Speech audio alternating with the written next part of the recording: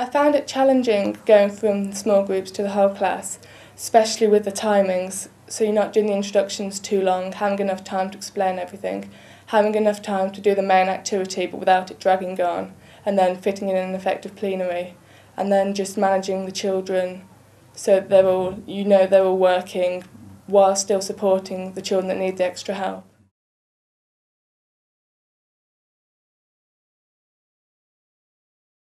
One thing is getting the children to listen to me, so having to raise my voice for them to hear, to listen and to understand what I'm doing. If they're too busy talking to their peers, or if I've asked them to talk to peers, then getting them to stop and look back at me and so I can carry on explaining the concepts.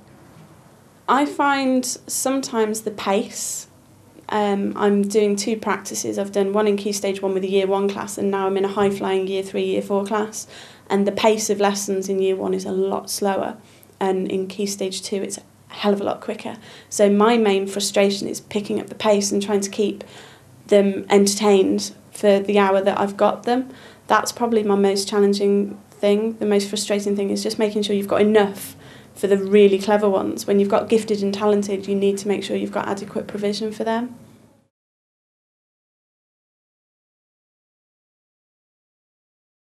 After lunchtime, I find they're particularly off task. When they've come in from playtime, they're still finishing conversations off with the other children. They're a bit excited. They don't want to settle down, but then you try and get them concentrating and looking at you, and just doing a quick activity where they're looking at you, copying your actions or singing a chant back to you. And then just before the afternoon break, when they're getting a bit excited and they need exercise, need to go outside and run around and to let off their energy. The part that I find most demanding is when the children are finishing the task near the end of the main activity, when they don't know what to do, they come up and they ask me or they show me their work. They're saying, is this okay? What do I do next? And I'm still trying to support some of the children, like the English as an additional language or the low ability. If I'm trying to support them and help the other children with their work or telling them what to do, it can get a bit frustrating.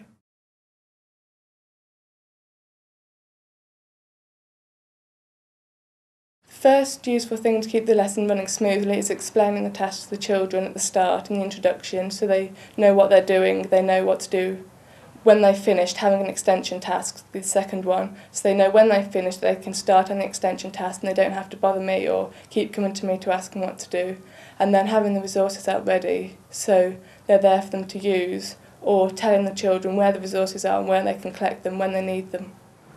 The first thing I'd say would be pace. Make sure you pace your lessons accordingly. If you've got a Year 1 class, be prepared to go over a concept over and over and over again, and don't panic about going through every child. What would you do? What would you do? What would you do? It doesn't matter. You might get fed up of it, but it really helps the concept sink in for children. And then Key Stage 2, I'd probably say have a round robin. So I've found this works well in numeracy, where instead of just having all the children doing the same thing, you have 5 different tables, a group at the interactive whiteboard. It just keeps the pace going. And my final point 3, would be to always have add-ons or extensions. I mean, I've got gifted and talented in my current placement, so I always have to have something up my sleeve. If I haven't got a worksheet or a website I can direct them to. After that, if they've accomplished that, always have something in the back of your mind. If you have a plan A and a plan B, always make sure you have a plan C.